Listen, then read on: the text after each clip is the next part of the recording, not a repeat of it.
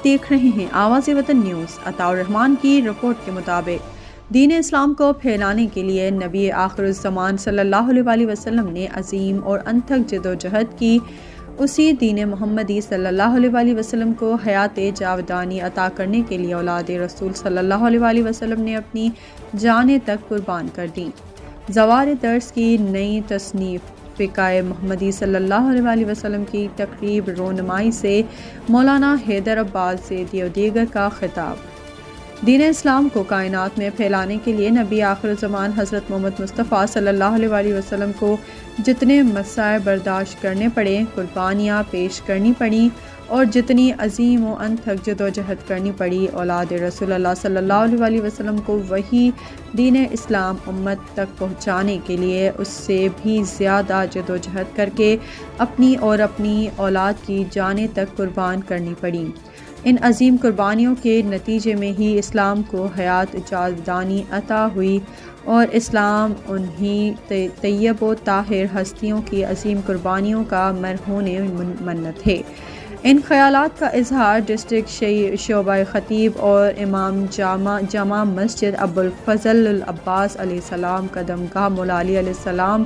مولانا سید حیدر عباس زیدی ذاکر اہل بیت سید وسیم حیدر زیدی، سید عارض مہدی جعفری، زوار عبدالستار درس اور مولانا جبران غضنفر زیدی نے آج جامع الویہ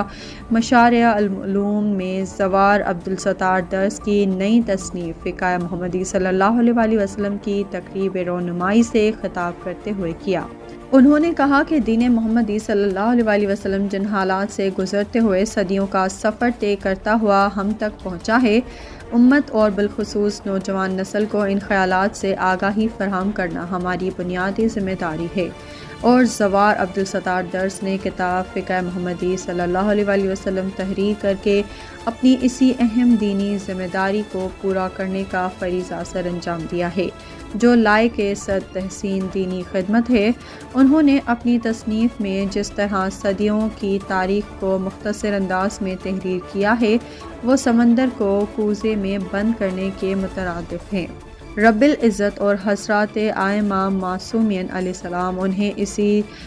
دینی خدمت کا عظیم اجر عطا فرمائیں گے۔ تقریب سے سید علی غضنفر شاہ جہانیہ، سید محمد احمد جعفری، ظہیر مرزا، نیاز حسین لغاری، سید آفتاب جعفری اور دیگر نے بھی خطاب کیا۔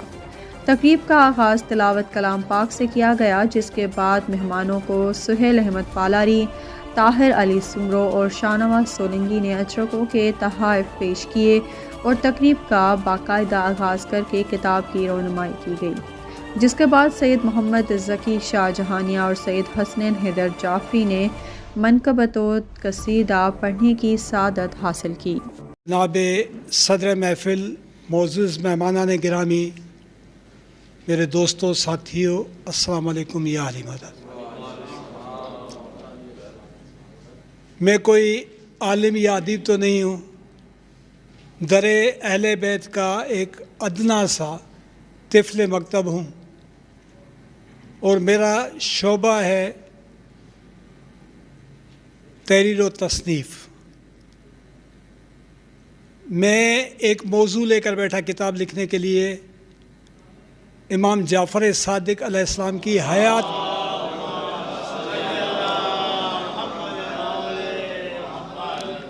ان کی حیات مبارکہ پر کتاب لکھنے کے لیے بیٹھا، لیکن جیسا کہ میرے مزاج میں یہ چیز شامل رہی ہے کہ میں جب بھی کوئی تصنیف لکھنے بیٹھتا ہوں تو اس سے پہلے میں کم از کم بھی 50 سے 100 کتب اپنے مطالعے میں رکھتا ہوں۔ وہم و خیال و فکر سے بالا ہے فاطمہ۔ آج کی یہ جو محفل ہماری ایک کتاب کی رونمائی کے لیے منعقد کی گئی ہے، یہ کتاب جو میرے ہاتھ میں آپ لوگ دیکھ رہے ہیں کہ جس کا عنوان ہے فقہ محمدی صلی اللہ علیہ وسلم مسلمانوں تک کیسے پہنچی۔